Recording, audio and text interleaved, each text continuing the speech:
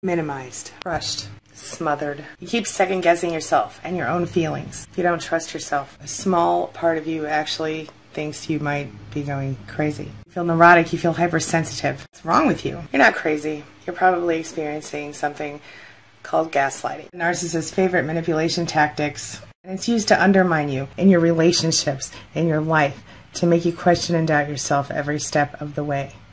You're not crazy. If you've ever been involved with a narcissist and you felt crazy or you felt like things just weren't quite right, you might be getting gaslighted. In today's episode, I'm sharing with you 3 main stages of gaslighting, what to expect, and how to deal with it. All right? So let's get started. My name is Angie Atkinson, and on this channel I provide free daily video coaching for survivors of narcissistic abuse in order to help you discover, understand, and overcome the abuse in your own life and in your own relationships. Does that sound good to you? If so, hit that subscribe button and let's get going. Consider it one step closer to taking back your life. So if you're involved in a toxic relationship with a narcissist or even a person with narcissistic personality disorder, then you've probably been the victim of gaslighting at some point. Now, what we're going to do is we're going to kind of discuss the stages of gaslighting today and what each of those mean for you during an attack. So this is not necessarily the whole gaslighting process. This is simply during one of those really difficult, painful attacks that usually just takes you by shock even if you're expecting it, because it seems like the better you get at resisting it sometimes, the more intense it becomes. So let's talk about that. Alright, so in case you weren't aware, the term gaslighting comes from a 1944 movie called Gaslight, in which the husband tries to slowly drive his wife insane to cover up a big secret. And of course, there are 3 primary stages of gaslighting as it applies to the psychological term, and that's what we're going to discuss today. But before we do, I just want to really quickly review the basic definition of gaslighting for anyone who isn't aware of it. So it's a manipulation technique that toxic narcissists often use to get what they want from their victims. And I found this really great definition, though it was really worded well in the Huffington Post, believe it or not. I think it was a psychologist, Yasser Ali or something. Anyway, and he said, those who engage in gaslighting create a reaction, whether it's anger, frustration, sadness, in the person they're dealing with. Then, when that person reacts, the gaslighter makes them feel uncomfortable and insecure by behaving as if their feelings aren't rational or normal. So I thought that was really interesting. All right, so the 3 D's are the stages of gaslighting, okay? So gaslighting stage 1 is disbelief, right? And this is where you sort of feel shocked at what happens. I mean, I remember in a previous situation, you just feel shocked at what's happening. So psychoanalyst Robin Stern wrote in Psychology Today that the process of gaslighting happens in stages. So while the stages are not always linear and they do overlap at times, they reflect very different emotional and psychological states of mind. The first stage being disbelief, so when the first sign of gaslighting occurs, that's disbelief. And you think that the gaslighting interaction is just kind of a weird thing that just happens. But during that first stage, things happen between you and your partner or your boss or your friend or family member that seem odd to you. So, again, it'll be, if you think back to the beginning of your relationship with a narcissist, there may have been a time when something was just a little off, and maybe they were disrespectful to their mother, or maybe they kicked a dog and it seemed totally out of character for them, but later you kind of could look back and in hindsight see how that might have been a sign, right? So in layman's terms, the first sign of gaslighting is shock at narcissistic behavior. And that means that you're going to find yourself wondering what just happened. You're going to think the person just sort of snapped, and that behavior might seem out of character for them. Of course, you'll be shocked at some of the things that your narcissist will say to you, and then you find yourself going, what, when he reacts or responds to you, because it's just not normal. A gaslighter almost always seems to go out of your way to keep you in suspense, to make you wonder, to, I like to call it narcissistic limbo sometimes. But he's really, believe it or not trying to do that. That's just what narcissists do. Okay? All right, we're going to keep this focused today. So stage 2 is defense. All right. So in the second stage, according to theweek.com Shannon Firth, defense means that the gaslightee has begun to second guess himself or herself. So the person, who is being abused starts to wonder, if you're the one being gaslighted, you start to wonder maybe if the narcissist is right. And maybe you're the one to blame.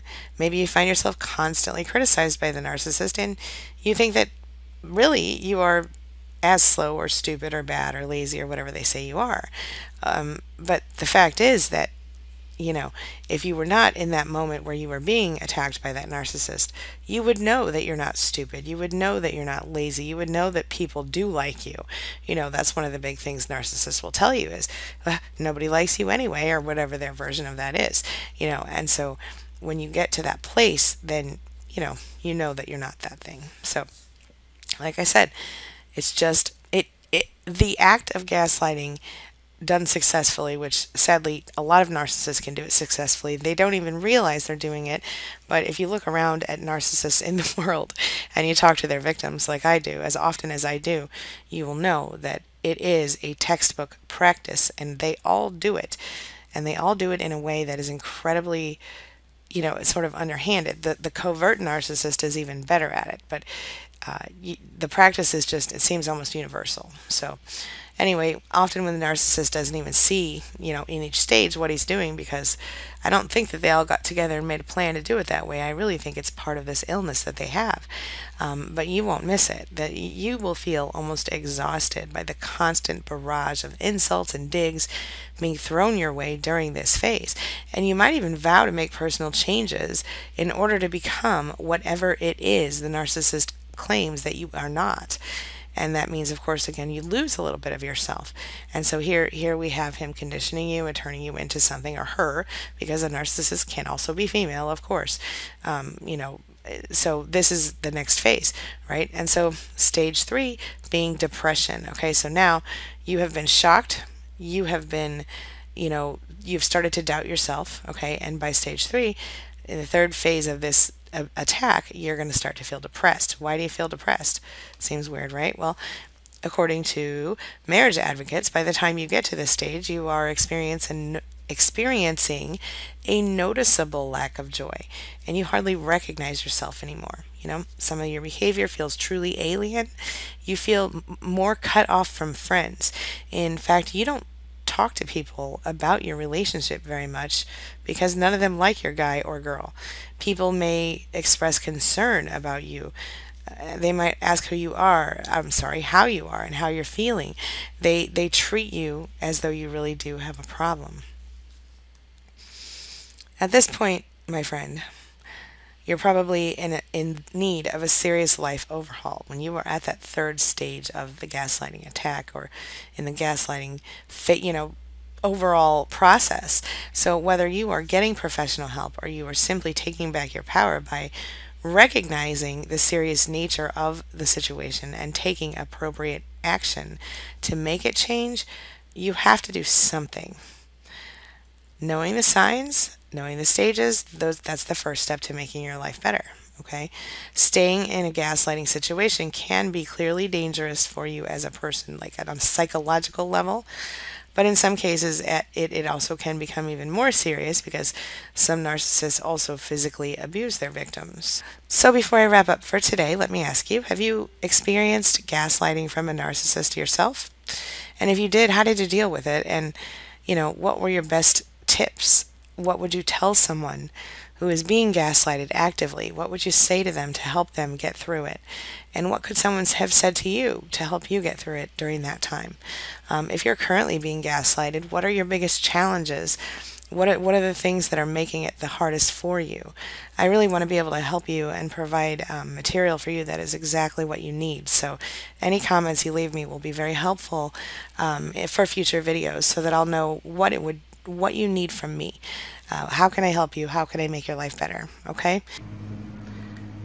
All right, that's all I've got for you today. Thanks so much for watching. I'll see you tomorrow morning for another video. Have a wonderful weekend. See you soon. And as always, thanks for letting me be a part of your day and a part of your life. And hey, thanks for being a part of mine. It really does mean a lot to me. It's my mission to teach others what I know to be true.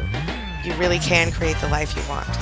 Take care of your body, take care of your soul, nurture the real you, and introduce him or her to the world. Be comfortable in your own skin and in your place in this world. Take your spot, take it now, and the universe will take its cue from you. You feel me? If so, subscribe to my channel. Let's get it done together.